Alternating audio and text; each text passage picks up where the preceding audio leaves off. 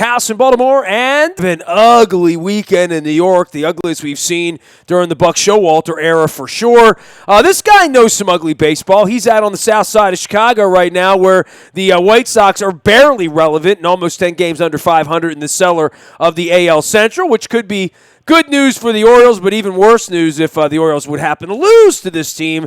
He is Dan Hayes. He's one of our defending champions from Comcast Sportsnet. You can follow his journey out on Twitter at CSN Hayes. And, I know it's been a rebuilding program on the south side there, Dan, and we're starting to wonder what that would look like around here in Baltimore. But in the middle of it right now, kind of hard to see the forest for the trees, right?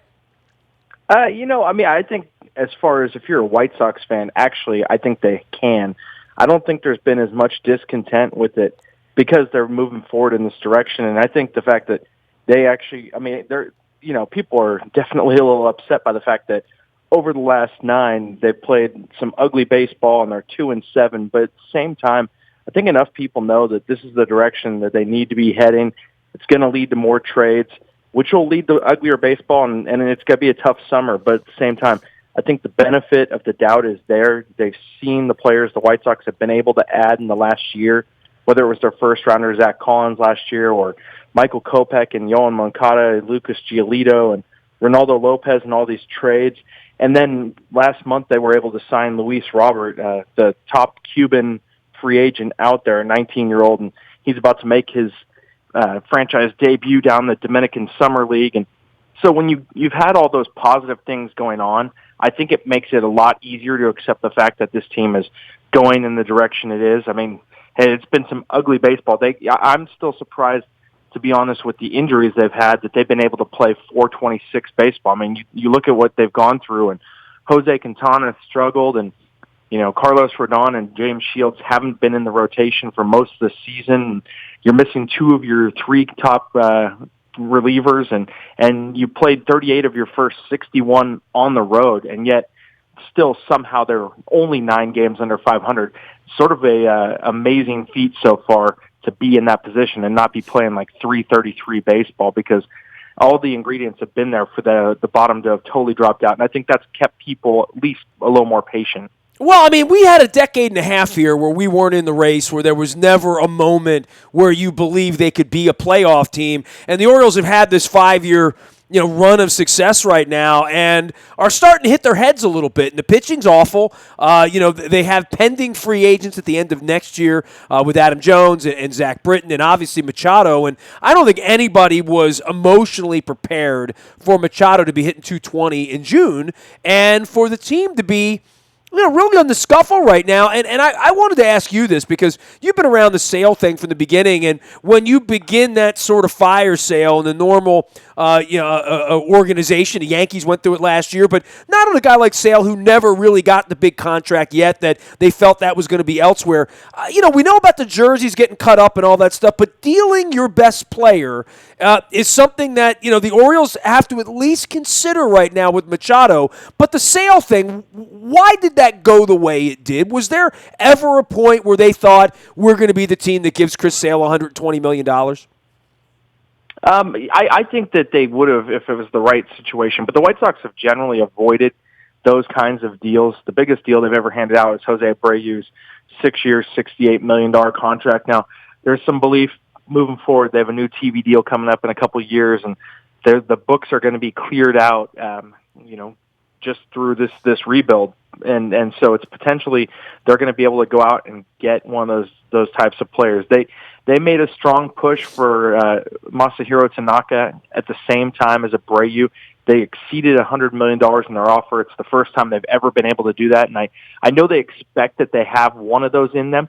But the thing is, when you're talking about clubs like this, I feel like when you are in the middle, when you're not small market, you're not the big markets, but you're squarely in the middle, you really have less margin for error. People think you have that kind of money, and you probably do, but you better hit with that contract. I mean, you cannot miss at all with that contract because it'll set you back way too far. If you're spending $20 million a year on a player, and this is coming from someone that covered the San Diego Padres for quite some time, they were concerned about the fact that if they gave Adrian Gonzalez the big deal way back when, how would they be able to sustain that when he was making 20 to 22 million out of a 90 to $100 million payroll. It's just so hard to sustain it when you have one guy eating up such a huge chunk of your payroll.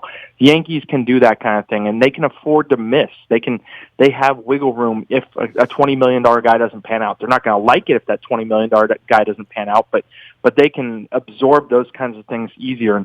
And so I think the White Sox would be very selective in who they give it out to. And it's funny you mentioned Machado. I mean, I think they'd love to be a player somewhere there, although that money's going to be astronomical, and who knows where that'll end up. And, of course, the Bryce Harpers, but there's more likelihood that'll happen on the other side of town with the Cubs than over here.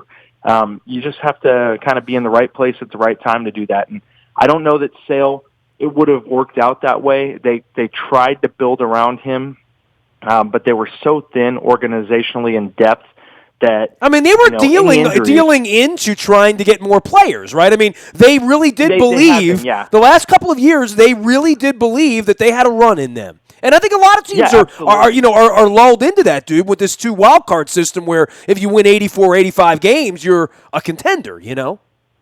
Right, and when you had the pitching like them, you had Sale, you had Jose Quintana, you had Carlos Rodon, and possibly James Shields getting back to his level.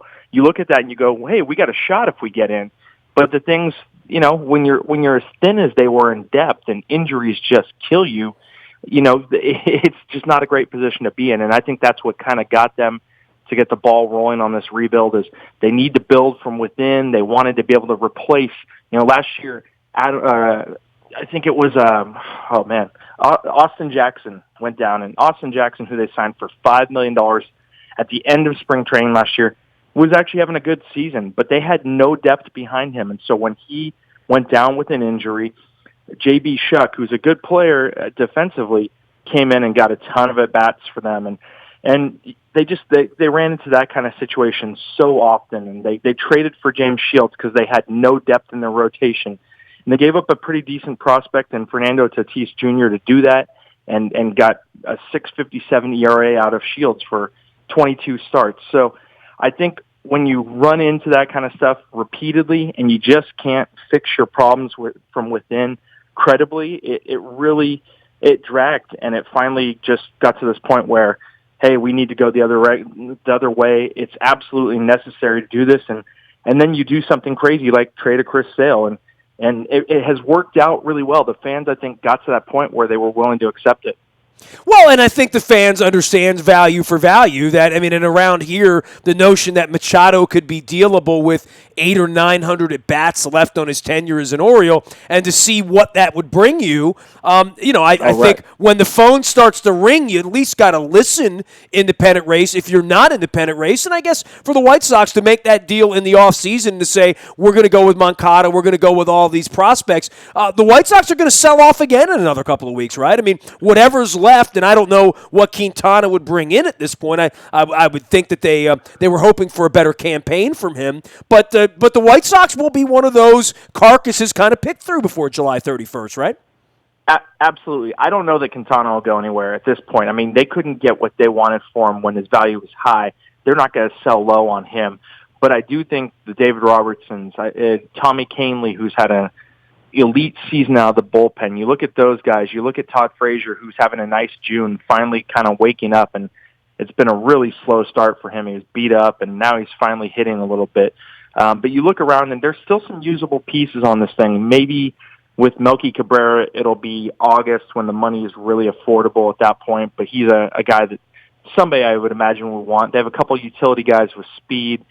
You look around, as Rick Hahn likes to say, the vultures start circling early, and I think they'll find a willing partner in him as far as what they're going to do, because they want to get down further and further. And, they're fourth in the picking order for 2018 as of right now, and I think they'd love to end up fourth or fifth and make sure they could add impact talent.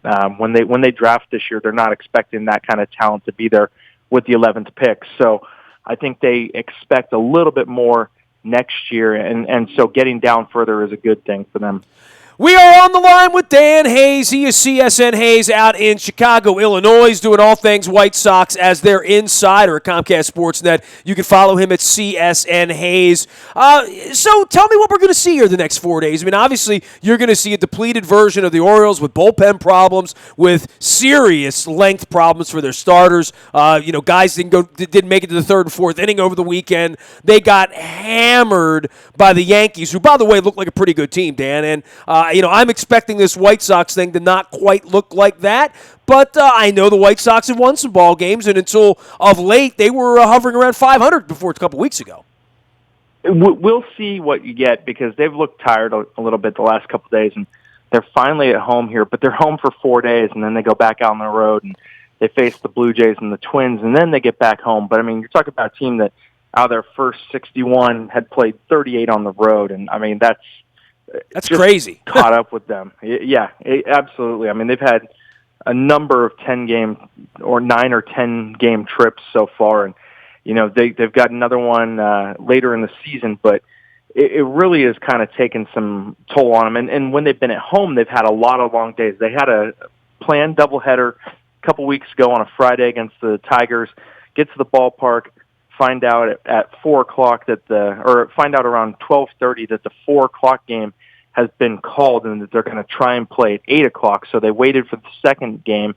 They did play it and it actually went okay, but then they had to come back the very next day and have a doubleheader. And so they just haven't had this really consistent run of rest at home, and they're beat up, I think, a little bit. So we'll see. I mean, I'm sure they're thrilled to be home. It's nice and warm, but it's kind of taken its toll on them so far, and you've seen it of late for sure. We're going to have the early turnaround on Thursday. 4 games against the White Sox. Pelfrey, Holland, Gonzalez, and Holmberg are part of the rotation, and obviously the Gonzalez thing is fascinating to anyone who is an Orioles fan, that he was given away, and, quite frankly, they've never really filled that spot in the Orioles rotation since they threw him out over $5 million during spring training a year and a half ago, much to the chagrin of his teammates as well, who kind of took Buck to task and Dan Duquette to task on letting him get away. He would have been a nice piece for them last year. I know he struggled to some degree this year, but he takes the ball every fifth day, right, Dan?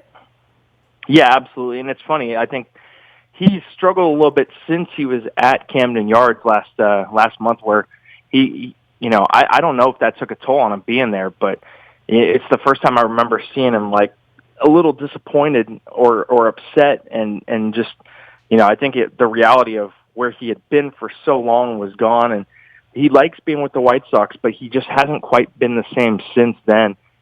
He's had some trouble with the walks, and the other day gave up a couple of 2-out hits, and put himself in some spots he hadn't been, because honestly, from about July 1 until probably his 5th start of this year, I think he had a 2.5 ERA from that stretch, and really looked like a guy that was going to be very happy to pick him up as their number 4 starter. And he still has that in him. Obviously, we've seen it with the Orioles from those 3 seasons where he was just a great pitcher, not too flashy, but really dependable, could get you 6 good innings. And that's clearly in him, but at the same time, they need to find it again here so that they can offload him, because he is a free agent at the end of the season.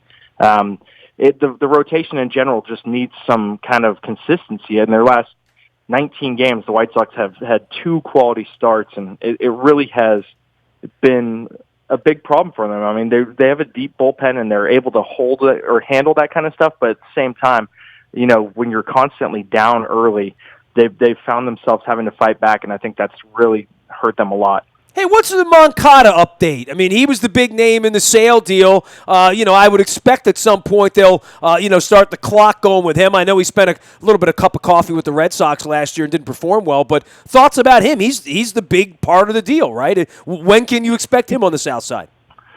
I still don't think we're going to see him for at least a month, maybe 6 weeks, 7 weeks. It really depends with him. At the same time, he had got off to a great start, then he injured his thumb. I mean, he was... Exactly. Things here. Everybody expects Cleveland to run away at some point. Everybody expects the Cubs out on the north side of your town to just run away at some point. Well, I'm booked into the All-Star game in a couple of weeks, and we're almost up on it. Nobody's running away from anything right now. I mean, the Cubs are trying to run away from 500 right now. Yeah, it's been a little confusing to see it. I mean, the Cubs, their issue has definitely been pitching. They have not gotten the consistent pitching. Even Jake Arrieta, you saw it the other day, was up 4-0, gave it all back, and it's been that way all year for him. I mean, he's got his free agency coming up, and John Lackey looks a little bit older, and the offense hasn't quite taken off. Kyle Schwarber just has not hit for any average or showed what he has been in the past. And did they do the banquet tour a little too hard, in your opinion? I mean, I'm sure the hangover. No, I think this is really. I really think it's just pitching when it comes down to it. I mean, Kyle Hendricks was so elite last year that we're talking about a guy who is a number 5 on many teams, and he was in the Cy Young race very hard all the way through. And Jake Arrieta managed to find his way into the Cy Young race. I mean, you look around, and there were John Lester's having a down year too. I mean, I don't think it's anything to do with falling off other than their pitching. I mean, they were so good at that last year, the pitching and defense, and clutch hitting came through. And right now, that's just not happening for them. I just think they're a little bit older. I mean, it is possible there's a hangover effect there, but at the same time, they're still the best roster in baseball. And they'll probably upgrade the pitching coming up here in July, and I would think that should give them some of the boost because it's not a great division. I mean, you get the surprise Brewers up at the top, and I don't see that. I think they run out of gas at some point, and the Cubs just take over. And the same for the Twins, and I just don't know how they're going to keep doing it. Their bullpen is not very good. The Indians have a great bullpen. They're getting enough starting. I think that offense takes off. I don't expect Francisco Lindor to hit 260 all season. And Edwin Encarnacion really showed some signs over the weekend of breaking out against the White Sox. He had a couple long balls and had 2 near misses. So, I think both teams, it's just taken a little while, but, I mean, clearly both have the most talent. So it wouldn't surprise me to see later season runs from both. Hey, man, every time you see the Aparicio on the side of the facing there at the new Comiskey, as I call it, I don't even know what they're calling it this day. Is it U.S. Cellular still? What is it? It's Guaranteed Rate Field now. So. All right. I mean, I'm not being a jerk. I really did not know it was Guaranteed Rate Field. But when you see that, it gets some elotes for me. Maybe a little extra mayo on there and some of that red pepper, maybe a little squeeze of lime and some butter. I always love going to baseball game. I love Comiskey so much more than I love Wrigley. Am I the only guy, or are there other people that feel that way? No, it's the better place as far as comfort to watch a game. I mean, Wrigley's iconic, and there's no question about it, but it's a little smaller, a little more cramped, and a little more the skinny concourses that are jam-packed before and after games. So I think the Cell is a more watchable place for sure. I'm going to get me a powder blue Bill Melton era Aparicio jersey and a draft beer there and an Italian sausage and some elotes. That's what I want to do down on the south side. Hey, man, enjoy the baseball this week. I'm sorry I did not make this trip. I know you're going to get good weather and hopefully a better baseball than we both have seen over the last week or two.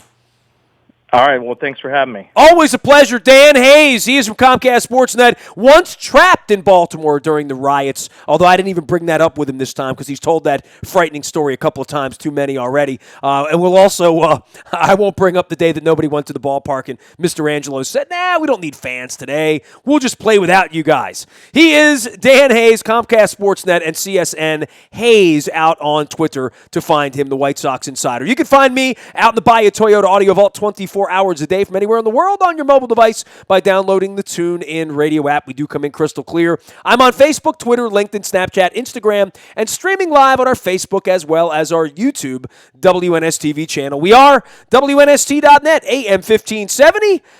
Why with an S? Because it has a lisp. And we never stop talking Baltimore sports.